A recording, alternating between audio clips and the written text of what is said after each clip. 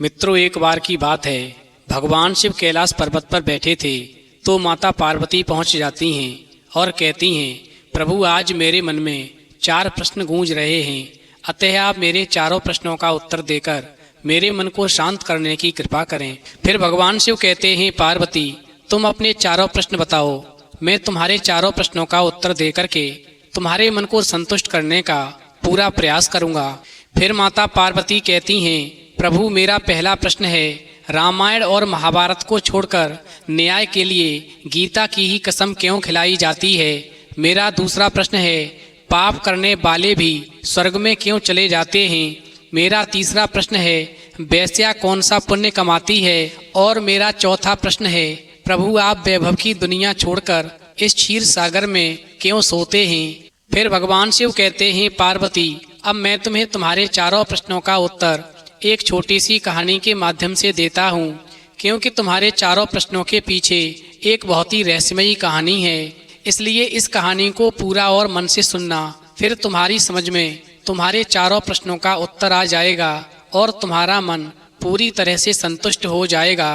तो मित्रों, कहानी शुरू करने से पहले मेरा आप सभी से अनुरोध है कि आप हमारी कहानी में खो जाएं। उससे पहले हमारे चैनल को सब्सक्राइब करके बेल आइकन अवश्य दबा लें, जिससे हमारी हर वीडियो का नोटिफिकेशन सबसे पहले आप तक पहुंच सके और आप हमारी हर वीडियो से प्राप्त ज्ञान का अपने जीवन में लाभ उठा सकें। तो आइए कहानी शुरू करते हैं।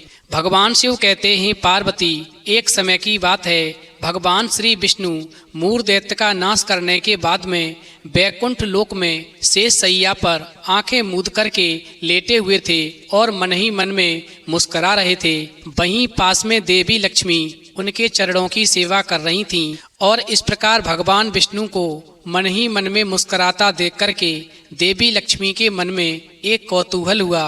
वहीं देवी लक्ष्मी ने भगवान विष्णु से प्रश्न किया, प्रभु आप संपूर्ण जगत का पालन करते हुए भी अपने ऐश्वर्य के प्रति उदासीन से होकर इस क्षीर सागर में नींद ले रहे हैं, इसका क्या कारण है। वहीं देवी लक्ष्मी की बात को सुनकर के श्री हरि जो थे पुनः मुस्कराए और अपनी मोहन मुस्कान बिखेरते हुए बोले, हे प्रिय मैं नींद नहीं ले रहा, बल्कि अपनी अंतर्दृष्टि से अपने उस तेज का साक्षात्कार कर रहा हूँ, जिस तेज का दर्शन जो योगी होते हैं वो अपनी दृष्टि मात्र से ही कर लेते हैं। मैं आपको एक बात और बताता हूँ, जिस शक्ति के अधीन ये सारा संसार है, मैं जब भी उसका मन में दर्शन करता हूँ तब आपको ऐसा प्रतीत होता है कि मैं नींद में डूबा हूँ, परंतु ऐसा नहीं है। वहीं भगवान विष्णु ने इतनी रहस्यमय तरीके से बात बताई कि देवी लक्ष्मी को कुछ बातें समझ में आईं और कुछ बातें समझ में नहीं आईं। वहीं पुनः लक्ष्मी ने प्रश्न किया, हे नाथ आपके अलावा कोई और भी शक्ति है जिसका ध्यान स्वयं आप करते हो। ये बात तो मुझे घोर विस्मय में डालती है। वहीं श्री हरि ने कहा, हे देवी इस बात को अच्छी प्रकार से समझने के लिए आपको गीता के रहस्य समझने होंगे, क्योंकि गीता के समस्त अध्याय मेरे उस शरीर के अंग हैं जिसकी आप सेवा करती हैं। वहीं गीता के आरंभ के 5 अध्याय मेरे 5 मुख हैं और छठे से 15वें अध्याय को मेरी 10 भुजाएं समझना चाहिए और 16वां अध्याय तो मेरा उदर है जहाँ क्षुधा शांत होती है। वहीं अंतिम के 2 अध्याय मेरे चरण कमल हैं। भगवान ने गीता के अध्यायों की इस प्रकार व्याख्या कर दी कि लक्ष्मी की उलझन घटने के बजाय और बढ़ने लगी। वहीं भगवान ने भांप लिया कि देवी लक्ष्मी के मन में अब क्या चल रहा है। वहीं भगवान विष्णु ने देवी लक्ष्मी से आगे कहा, हे देवी जो व्यक्ति गीता के एक भी अध्याय अथवा श्लोक का प्रतिदिन पाठ करता है वो सुशर्मा की तरह अपने पापों से मुक्त हो जाता है। भगवान शिव कहते हैं, पार्वती इस प्रकार श्री हरि की बात को सुनकर के देवी लक्ष्मी और उलझन में फंस गईं और फिर उन्होंने अपने शांत भाव में अपनी अधीरता व्यक्त करते हुए कहा, हे नाथ ये आपकी कैसी लीला है, एक के बाद आप एक पहेलियां ही कहते जा रहे हैं, कृपया आप मेरी जिज्ञासा शांत करें, मैं आपकी बातों में उलझती जा रही हूँ। इस प्रकार देवी लक्ष्मी की बात को सुनकर के भगवान श्री हरि पुनः मुस्कराने लगे और उन्होंने लक्ष्मी देवी को सुशर्मा की कथा सुनानी शुरू कर दी। श्री हरि ने लक्ष्मी से कहा, हे देवी, सुशर्मा जो था एक घोर पापी व्यक्ति था। वो हमेशा भोग विलास में डूबा रहता था, मदिरा और मांसाहार इसी में जीवन बिताता था। एक दिन सांप के काटने से उसकी मृत्यु हो गई और फिर कर्मों के मुताबिक उसे इस पृथ्वी पर पुनः एक बैल के रूप में जन्म लेना पड़ा। वहीं अपने मालिक की सेवा करते हुए बैल को 8 साल गुजर गए। उसे भोजन कम मिलता था, लेकिन परिश्रम जरूरत से ज्यादा करना पड़ता था। इस प्रकार धीरे धीरे वो बैल इतना कमजोर हो गया कि एक दिन बैल मूर्छित होकर खेत में गिर पड़ा और फिर वहां पर उपस्थित लोगों में से कुछ लोगों ने बैल को अपना अगला जीवन सुधारने के लिए अपने अपने हिस्से का कुछ पुण्यदान करना शुरू किया। वहीं उस भीड़ में एक वेश्या भी खड़ी थी। उसे अपने पुण्य का पता नहीं था, फिर भी उसने कहा उसके जीवन में जो भी पुण्य रहा हो उसका अंश इस बैल को जरूर मिले। इस प्रकार बैल जो था मरकर जब यमलोक पहुंचा तो बैल के हिस्से में जमा पुण्य का हिसाब किताब होना शुरू हुआ। तो एक बड़े आश्चर्य की बात हुई, ऐसे आश्चर्य की बात जिसके बारे में यदि पृथ्वी लोक पर किसी व्यक्ति को बताया जाए तो वो विश्वास नहीं करे, क्योंकि बैल के हिस्से में सबसे अधिक पुण्य जो था उस वेश्या का दान किया हुआ ही आया था और उसी वेश्या के किए दान पुण्य के कारण उस बैल को नरक लोक से मुक्ति मिल गई। भगवान शिव कहते ही पार्वती श्री हरि ने आगे देवी लक्ष्मी से कहा, हे देवी, इसी पुण्य की वजह से उस बैल को पुनः पृथ्वी लोक पर मानव रूप में जन्म देकर भेजा गया। उसके पुण्य इतने थे कि विधाता ने उससे पृथ्वी लोक पर जाने से पहले उसकी इच्छा भी पूछी। इस प्रकार इंसान के रूप में जाने से पहले उस बैल ने कहा, हे प्रभु, आप मुझे मानव रूप में पृथ्वी पर भेजने का जो उपकार कर रहे हैं उससे मैं धन्य हो गया हूँ। अब आपसे और क्या मांगूं? बैल योनि में मेरा जन्म मेरे पूर्व के कर्मों के दंड स्वरूप ही रहा होगा, इसलिए मैं चाहता हूँ कि मनुष्य रूप में जाकर मैं उन कर्मों में पुनः न पड़ूं जो मेरा भविष्य खराब करेंगे, क्योंकि मनुष्य रूप में पाप करने की आशंका सबसे अधिक हो जाती है। वहीं बैल की बात सुनकर के ईश्वर ने पूछा, तो बताओ मैं तुम्हारी सहायता किस प्रकार कर सकता हूँ? अपनी एक इच्छा बताओ। वहीं बैल ने कहा, हे प्रभु, यदि आप मुझे मानव तन में पुनः पृथ्वी पर भेजना चाहते हैं तो भेजने से पहले मुझे एक वचन दें कि मुझे अपने पूर्व जन्म के सभी कर्म याद रहेंगे, मुझे सारी बातें याद रहेंगी। और यदि मुझे अपने पूर्व जन्म के कर्म याद रहेंगे कि मैंने कौन कौन से पाप किए और क्यों किए, तो मैं उन पाप कर्मों को याद करके पुनः पाप कर्म करने से अपने आप को रोक सकूंगा।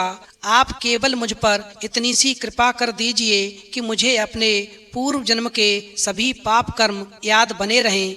इस प्रकार ईश्वर ने उस बैल की इच्छा स्वीकार कर ली और उसे वो योग्यता प्रदान कर दी जिससे उसे पृथ्वी लोक पर आने के बाद में अपने पूर्व कर्मों के बारे में सब कुछ याद बना रहे। और फिर वो बैल जो था मानव तन के रूप में पुनः पृथ्वी पर भेज दिया गया। वहीं पृथ्वी लोक पर आने के बाद में उसे अपना पूर्व जन्म याद था, इसलिए उसने उस वेश्या के किए हुए उपकार का फल चुकाने का निर्णय लिया जिसने उसे अपने पुण्य दान किए थे और उस पुण्य की वजह से उसे नरक से मुक्ति मिल गई थी। भगवान शिव कहते ही पार्वती इस प्रकार पृथ्वी पर आकर उसने उस वेश्या को तलाशना शुरू किया जिसके पुण्य से उसे मुक्ति मिली थी। आखिरकार उसने उस वेश्या को खोज ही निकाला। वहीं उसने वेश्या को सारी बातें बताईं और फिर पूछा, हे देवी, आप धन्य हैं, आपके कर्म तो सबसे नीच कर्मों में आते हैं, फिर भी आपके पास में इतना संचित पुण्य कैसे था? ये घोर आश्चर्य की बात है। इसे मैं जानना चाहता हूँ कि कौन सा पुण्य आपने मुझे दान किया था जिसकी वजह से मुझे नरक से मुक्ति मिली और मुझे नरक नहीं जाना पड़ा। इस प्रकार सुशर्मा की बात को सुनकर के वेश्या ने एक तोते की ओर इशारा करके कहा, ये तोता प्रतिदिन कुछ पढ़ता है, उसे सुनकर मेरा पवित्र मन हो गया था, वही पुण्य मैंने तुम्हें दान कर दिया था। वहीं सुशर्मा के आश्चर्य का तो कोई अंत ही ना रहा। एक स्त्री ने उस पुण्य फल का दान किया जिसके बारे में उसे पता तक नहीं है, और वो पुण्य इतना प्रभावी है कि उसकी अधम योनि ही बदल गई। वो बैल से सीधा मानव तन में पुनः आ गया। इस प्रकार सुशर्मा ने उस तोते को आदर पूर्वक प्रणाम किया और उसके ज्ञान का रहस्य पूछा।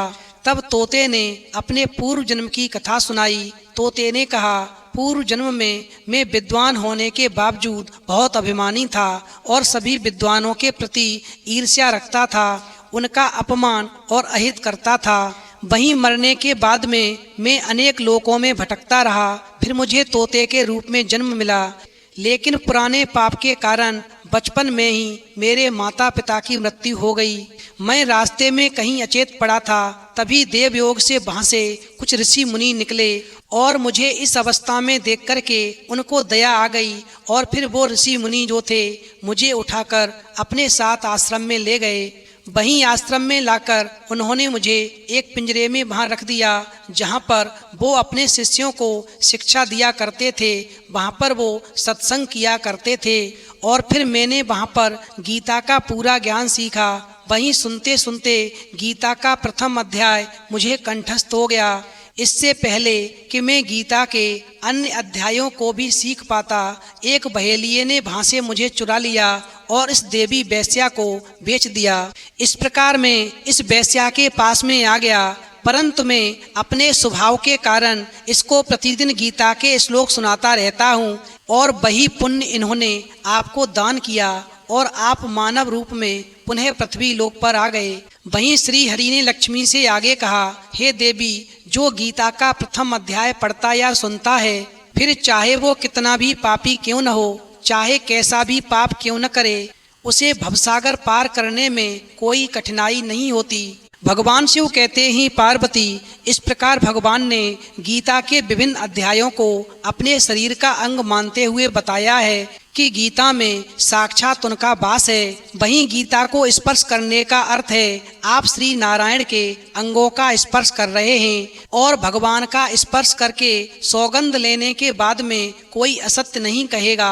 इसी विश्वास के साथ में गीता की सौगंध दी जाती है। और यदि कोई वेश्या भी यदि गीता के ज्ञान को ध्यान से मनन करती है तो उसे भी पुण्य की प्राप्ति होती है, और यदि वो अपना पुण्य किसी भी पापी से पापी व्यक्ति को भी दान कर देती है तो उस पापी से पापी व्यक्ति का भी उद्धार हो जाता है, जैसे कि उस सुशर्मा नाम के पापी का उद्धार हुआ और उसे नरक से मुक्ति मिल गई। वहीं भगवान विष्णु ने अंत में लक्ष्मी से फिर कहा, हे देवी, मैं क्षीर सागर में अपने वैभव को छोड़कर सोता नहीं हूँ और अपने अंदर के उस तेज को झांकता रहता हूँ, जिस तेज को बड़े बड़े योगी अपनी दिव्य दृष्टि से दर्शन करते हैं। वहीं अंत में भगवान शिव कहते हैं, पार्वती, गीता कर्म की व्याख्या करता सबसे श्रेष्ठ ग्रंथ है, जो सिखाती है कि व्यवहार में मनुष्य का जीवन कैसा होना चाहिए। असत्य बोलने, लालच और मोह में पड़कर अपने निकट जनों को अनुचित सलाह देने और धर्म के विरुद्ध जाना मनुष्य का सिर्फ अपना ही नहीं बल्कि पूरे कुल के नाश का कारण बन जाता है। गीता यही सब सिखाती है, इसलिए ऐसे ग्रंथ से उत्तम और क्या होगा जो साक्षी को न्याय की सौगंध के लिए और जो समझदार को सत्य बताने के लिए मजबूर कर दे। वहीं कहानी सुनने के बाद में माता पार्वती का मन प्रफुल्लित हो जाता है। तो मित्रों, यदि आज की जानकारी आपको अच्छी लगी हो तो प्लीज़ आप हमारे चैनल को सब्सक्राइब करें और भगवान शिव और पार्वती के लिए एक लाइक करना बिल्कुल न भूलें।